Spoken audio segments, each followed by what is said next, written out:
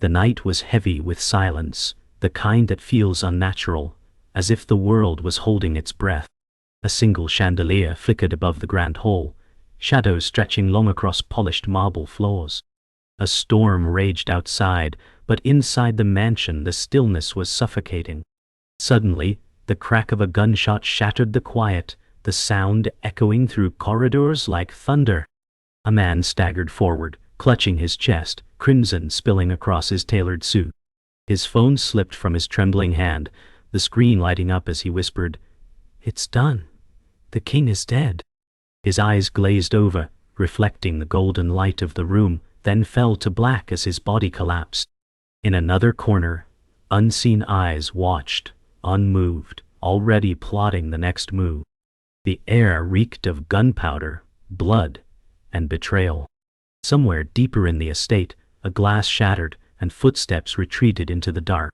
This wasn't a random act of violence. It was the spark of war, one that would consume families and carve scars on souls forever. The storm pressed harder against the estate, each gust of wind howling like the souls of the damned. Michael said, "We're not safe here." His voice was tight, caught between fear and determination. In the flickering shadows of the hallway, the silence of the fallen boss still lingered, like a curse. Footsteps echoed faintly in the distance, the sound of someone moving through the mansion. Every corner felt alive, every shadow a threat. Isabella's eyes narrowed as she whispered, "This wasn't random. Someone wanted us to see this." The walls felt closer, suffocating them with secrets buried deep. Lightning split the night sky, the flash illuminating a broken portrait of the fallen king, glass fractured like the family's crumbling empire. The air was thick with betrayal, and though no words were spoken further, each of them understood the truth. The battle had only just begun. The night deepened, and whispers ran like ghosts through the darkened corridors. Lucas adjusted his leather jacket, muttering, "This wasn't meant to be clean." His words hung heavy, unanswered. Every step echoed against the marble, each sound carrying dread. Rain streaked the tall windows, painting the world outside in distorted streaks of silver. Isabella walked ahead, her silhouette sharp against the lightning glow, shoulders squared with defiance. In her silence, Michael could sense her rage rising like fire, burning against the chill of betrayal. Somewhere below, the hum of engines roared faintly, a reminder that the war outside was preparing to spill in. Lucas whispered again, "They're already moving." Their faces were drawn, shadows hiding the fear they couldn't voice. The empire had been fractured, and the streets would soon bleed for its crown. The hallways groaned as if the mansion itself resented their presence. Isabella said, "The blood on these floors will haunt us." Her words struck Michael, who stared at his trembling hands. He clenched them into fists, whispering, "No haunting, only payback." The thunder rolled again, like drums of war gathering strength. Lucas moved ahead, scanning each door, his eyes cold with anticipation. They were no longer guests in a home, but pawns trapped inside a labyrinth of betrayal.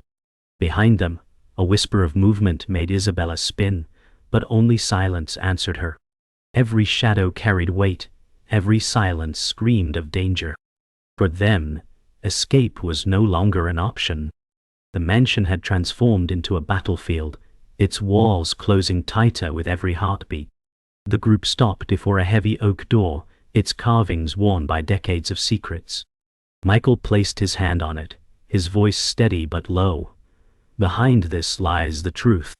Isabella's eyes burned, her jaw set tight as she replied, "Or another lie waiting to bleed us dry." The silence beyond the door was unbearable, filled with the weight of choices they had yet to make. Lucas leaned against the wall, his voice a whisper of doubt. "We open it, we change everything." Lightning struck outside, the light spilling through cracks in the walls like veins of fire. Together, their breaths synchronized, their fear bound into one fragile unity. The storm raged on, but inside the hall, the greater storm waited in silence, daring them to open what could never be closed again. Dawn crawled over the city like a bruise, and the mansion's lights faltered to gray. Michael said, I need time, but the clock inside him raced. The burner hummed in his palm, an old promise returning to collect. Isabella watched in silence, reading the shadows behind his eyes. Oh! Lucas paced the library, every step measuring risk against loyalty. The room smelled of wet wood and gun oil, memories clinging to the paneling. Michael said, "We play both sides, or we die on one." The line hissed, and a calm voice offered terms that felt like shackles. Isabella said, "Choose, but choose clean." The rain eased, leaving a hush that made lies sound gentle. Lucas said, "Your handler will use you, then burn you." Michael nodded, and the nod hurt. He pocketed the phone and the weight of it bent his spine. The meeting spot was a shuttered marina, gulls circling like rumors that never die. Adrian waited under a corrugated awning, cigarette ember a red eye in the damp. Michael said, "No, escorts," and stepped into the salt-stained gloom. Lucas lingered back, scanning the pier for ghosts with guns. Isabella stood at the threshold, a blade of poise in a world of rust. Adrian smiled, all teeth and inheritance, and asked what price a conscience demanded. Michael offered silence and information, two currencies that never inflate. The sea slapped pilings, counting seconds like a metronome for bad decisions. Adrian said, "Truce then," and the word tasted like old smoke. Isabella said nothing, and her silence drew a circle around betrayal. Somewhere, a buoy clanged, and the deal felt already doomed. The first shots arrived with noon, arrogant and bright. Tires screamed, and the street became a sermon on panic. Lucas said, "Down," and pulled Michael behind a dented sedan. Isabella moved like water, calm over broken glass. The rival convoy fanned out, engines rumbling like a threat learned by heart. Michael peeked and counted barrels, hope trimmed to math. A storefront window exploded, and mannequins fell like pale lies. Lucas said, 3 left, and the number felt personal. Sirens argued with distance, promising help that would cost them later. Isabella fired once and silence hiccuped, then roared back. Michael said, "We hold, then vanish," and the plan sounded thin. Smoke rose, and with it their chance of walking clean. Dusk bled into an abandoned rail yard, steel ribs reaching for a sick orange sky. Dante arrived alone, and the quiet bowed to him. He dragged a crate, then set it down like a promise. Michael said, "Talk."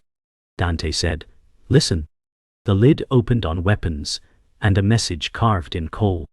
Isabella stepped closer, reading the pattern only violence makes. Dante said, "Walk away, or be erased with the old regime." Lucas laughed once, and the sound had no humor left in it. Trains groaned somewhere, iron complaining about destiny. Michael said, "Tell your master we choose the hard road." Dante smiled a fraction, like a man who knows outcomes. He left with the night, and the yard held its breath again. Night returned with secrets, and the mansion swallowed them whole. The study door sighed, betraying dust and time. Michael said, "If there's a ledger, it lives here." Isabella traced the shelves, fingers skimming spines like scars. Lucas hacked the safe with a patience born of bad habits. The lock surrendered, and truth crouched inside in neat folders. Michael opened one, and a face looked back through years. He did not say the name, but the room heard it anyway. Isabella said, "This goes higher than money." Lucas found a key drive, small as a sin. Michael said, "We were never the players." The storm had passed, yet thunder lingered in their bones. The walls listened, and remembered more than they did. The city's cathedral loomed in twilight, bells tolling like an omen that refused to be silenced. Michael stood near the altar, staring at a cracked mosaic that whispered stories of loyalty and ruin. Isabella said, "You brought us here to remember." Her voice echoed through the hollow nave, each word striking stone like judgment. Lucas lingered by the pews, his jacket damp from the mist outside, muttering, "Memories don't save lives." From the shadows a figure stepped forward, and Michael's breath faltered. Adrian emerged, carrying an expression carved from ice. He said, "Blood binds, blood betrays." The cathedral trembled with silence as truth pressed against faith. Lightning struck, painting the stained glass in fractured color. Michael whispered, "This place knows too much." The air held its breath, and the ground beneath them seemed eager to break. The cathedral doors slammed shut, sealing them in as if the building itself craved confession. Adrian said, "Family never forgets." Michael stepped closer, the echo of his shoes cutting through the gloom. Isabella's eyes narrowed, her gaze sharp as a blade. Lucas muttered, "This isn't a reunion, it's a trap." Adrian's smirk carried a weight heavier than bullets, and he whispered, "Your bloodline wrote this war long before you could choose." The mosaic behind the altar fractured further with each strike of thunder. Michael said, "If this is destiny, I'll burn it down." His voice was both vow and threat, carried by the storm outside. Adrian's silence was more dangerous than words, a predator circling unseen. The rain lashed harder, and inside the cathedral, history stirred awake. The night broke into chaos when the windows shattered, glass falling like jagged rain. Armed men stormed the aisles, rifles raised, faces hidden beneath black masks. Lucas shouted, "Ambush!" and dragged Michael to cover behind a stone pillar. Isabella fired back, her shot echoing like thunder inside sacred walls. Adrian vanished into the smoke, his absence sharper than his presence. Michael's pulse hammered as he muttered, "He set us up." The marble floor cracked under bullets, dust rising like ghosts of the fallen. Lucas cursed, "We're cornered." Isabella said, "Not if we move now." Their words bled urgency, stitched together by survival. The storm outside screamed, lightning searing the night into fragments. The cathedral, once holy, had become a tomb waiting to close. The gunfire eased, leaving the cathedral gasping in smoke and silence. Michael leaned against the pillar, coughing, and said, "Adrian's playing both sides." Isabella's face was carved with fury, eyes sharp as broken glass. Lucas swept the fallen, muttering, "This was never about killing us, it was a message." The altar burned faintly where bullets had struck candles, flames licking the stone like whispers of judgment. Michael whispered, "He wanted us alive to suffer." The storm's roar faded, but inside, a darker storm brewed. Isabella said, "If family is the blade, then we'll bleed them first." Her tone was steel wrapped in velvet. Michael nodded, though the weight of betrayal bent his shoulders. Lucas said, "This war is personal now." The cathedral groaned, holding their secrets like a coffin. They slipped into the crypt below, the air damp and thick with centuries of silence. Michael carried a torch, shadows crawling across the stone walls. Isabella whispered, "This is where they buried truth." Lucas trailed close, his voice grim. "No truth stays buried forever." They stopped before a sealed vault, markings etched deep into its surface. Michael touched the stone and muttered, "Our blood was written here long before we drew it." Isabella's breath caught, as if the vault itself exhaled secrets into her lungs. Lucas said, "Adrian knows this place." The silence trembled with unspoken curses, as if the crypt itself warned them to turn back. Michael said, "No more lies," and pressed his hand against the ancient lock. The vault groaned, as if waking a sleeping beast. Sirens stitched the morning together, as smoke climbed from the district like a black flag.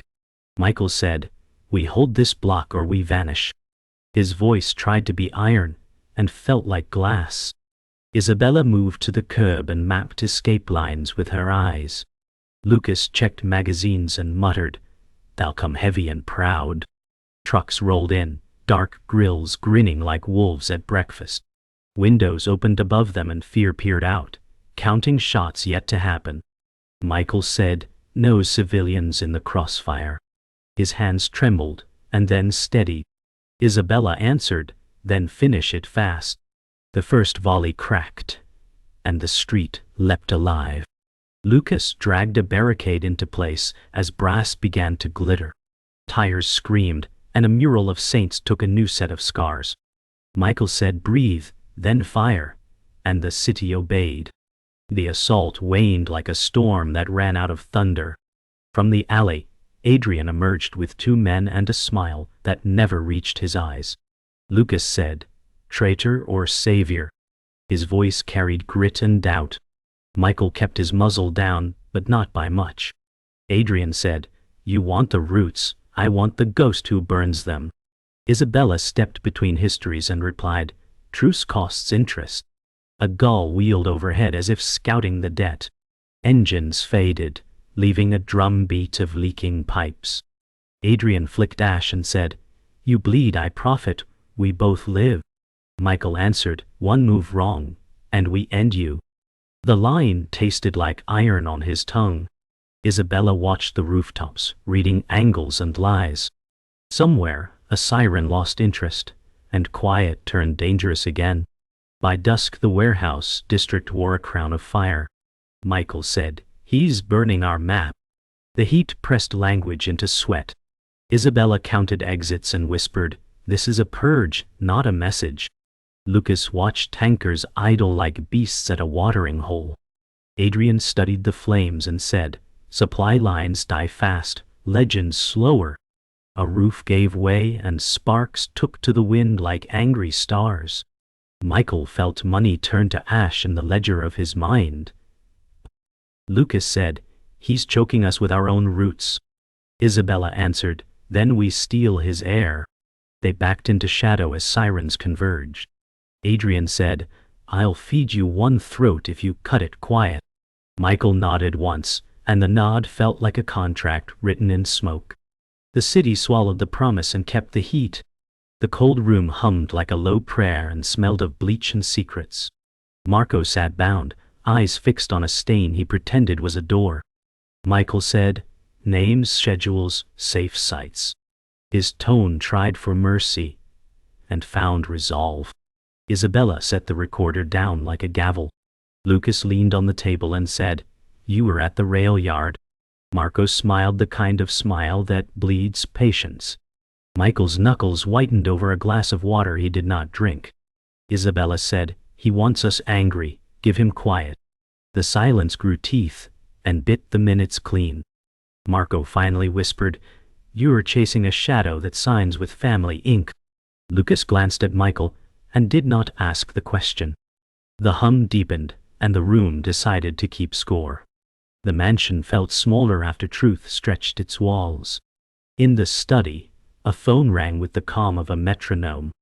Michael answered, and heard only breathing and a city far away. A voice finally said, "Leave the crypt to the dead." Then the line faltered like a heartbeat under ice. Isabella said, "He knows the vault." Her words folded the room in half.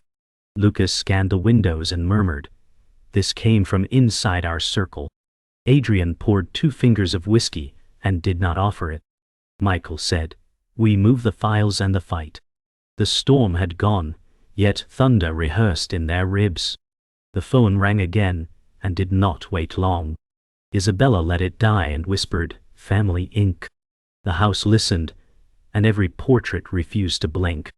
The night pressed down on the mansion like a coffin lid as Michael sifted through folders, each page cutting deeper than the last. He whispered, "These names are ghosts wearing flesh." Isabella leaned over, her eyes catching fire in the lamplight. She said, "This is not empire, it's rot disguised as power." Lucas paced, chewing on doubt, muttering, "Every line ties us to blood we never spilled." A folder slipped from Michael's hand, scattering photographs of politicians and syndicate leaders, like bones unearthed in a graveyard. Adrian stood in the corner, sipping whiskey, voice low as smoke. "You wanted truth. Now drown in it." Michael slammed his fist, veins rising, and growled, "Truth doesn't drown, it burns." The room fell into silence, heavy and suffocating, and in that silence, betrayal wore its first visible grin. The night air outside cut sharp as knives when Michael stepped into the courtyard. Isabella followed, her voice steady but trembling beneath. The Empire isn't falling, it's already gone. Lucas lit a cigarette, smoke curling like questions left unanswered. Adrian's footsteps echoed as he muttered, "You're chasing shadows while the real puppeteer pulls the strings." Michael said, "Then we burn the strings." His hand gripped a lighter, flame dancing in defiance against the coal. The courtyard fountain trickled like a metronome counting down to ruin. Isabella's eyes reflected the flame, whispering, "Blood has no erasers." Lucas exhaled smoke, voice rough. "Then we write in ash." The wind carried their words into the night, binding them with the weight of promises too heavy to survive.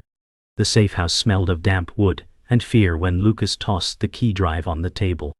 Michael plugged it in, and screens bloomed with names and numbers. Isabella leaned forward, breath sharp, whispering, "They're everywhere." Adrian smirked, shadows playing on his face. "Your enemy isn't a man, it's a web." Michael scrolled, each click dragging him deeper into Betrayal's marrow. Lucas muttered, "This file says the vault was never locked. We were." Isabella clenched her fists, nails cutting skin, saying, "We've been pawns since the first shot." The hum of the generator stuttered like a warning, light flickering across their strained faces. Michael whispered, "Then we stop being pawns." His voice trembled but carried fire, and the room swallowed it whole. The interrogation chamber reeked of sweat and despair, and Marco returned, bruised but unbroken. Michael said, "The ledger spoke, now your mouth will." Marco smirked, bloodied teeth catching the lamp glow, replying, "You're late to the funeral." Isabella slammed her palm on the table, fury flashing through her veins. "You're feeding ghosts." Lucas circled like a predator, whispering, "Every lie is a spark, and sparks burn." Adrian leaned against the wall, detached, murmuring, "He's not lying, he's taunting." Michael gripped Marco's shirt, pulling him close, growling, "Then give me fire." Marco spat blood and laughed, "Your fire already belongs to Family Inc." The words cut deeper than any blade. And silence followed, a silence that weighed like chains.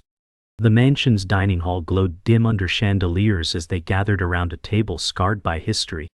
Michael laid the files across it, words thick as thunder. "This is the Empire's skeleton." Isabella's eyes burned as she said, "And its marrow is betrayal." Lucas leaned forward, voice breaking into anger. "Then who is family, if not the blood that kills us?" Adrian swirled his glass, smile bitter as poison, replying, "Family is nothing but ink on contracts written in shadows." Michael rose, his voice cold steel. "No. Family is choice, and tonight we choose war." The chandelier flickered, as if the house itself trembled.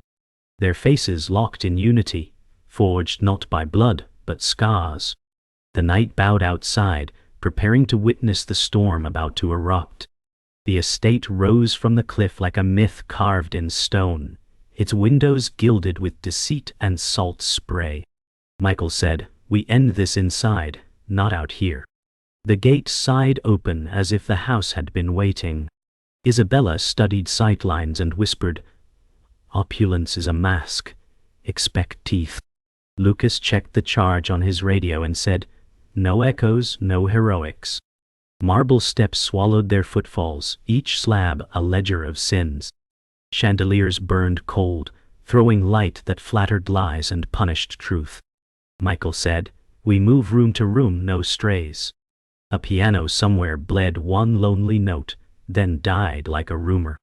Isabella said, "If Adrian greets us, he is buying time." Lucas replied, "Then we spend none." Doors breathed around them, and the house listened like a priest who sells absolution. They reached a balcony where the sea wrote bruised lines against the night. A silhouette stepped from velvet shadow, and Michael stilled. Elena said, "Blood always finds the highest room." Her smile was winter in a jeweled frame. Isabella said, "You chose the crown over the family." Elena answered, "I chose survival when you chose hope." Lucas raised his sights and said, "Lower the games." She spread her hands, unarmed but armored in certainty. Michael said, "You sold us for a throne that burns." Elena replied, "I lit the fire to see who could stand it." Wind tore through their words, salting old wounds. The house blinked, and the balcony lights dimmed like an omen. The gallery stretched like a mausoleum of victories no one owned. Cassian waited beside a glass case, calm as a surgeon. Michael said, "Your empire hides behind family names." Cassian said, "Names are vaults that hold obedient ghosts." Paintings watched with the patience of predators. Isabella circled, measuring exits in frames and shadows. Lucas said, "Call your men back or you leave alone." Cassian smiled and replied, "I never arrive alone. I arrive inevitable." Michael stepped closer and said, "Inevitable still bleeds." The glass hummed with the thrum of hidden alarms. Cassian said, "You talk in storms and forget the tide." Silence rose like a tide and lapped at their courage. The alarms found their voice, and boots answered in iron chorus. Dante said, "I hold the hall, you take the core." He barred the corridor with a roll of his shoulders. Isabella said, "You don't owe us this." Dante replied, "I owe myself a clean page." Smoke crawled from the stairwell like a patient snake. Lucas said, "We can cover you." Dante shook his head and smiled a tired soldier's smile. Michael said, "Come back breathing." Dante answered, "I will, or I won't need air." The first wave hit, and the hallway erupted into white thunder. Splinters flew like wasps, and the chandeliers wept light. Behind the storm, resolve drew its last quiet line. In the control room the world shrank to screens, and a heartbeat that wasn't theirs. Elena said, "Every route, account and oath lives here." She tapped a key and empires flickered like moths in a jar. "What?" Adrian stepped from shadow and said, "Endings are simply profitable edits." Michael said, "Shut it down, give us the keys." Elena replied, "Keys are for doors, not destinies."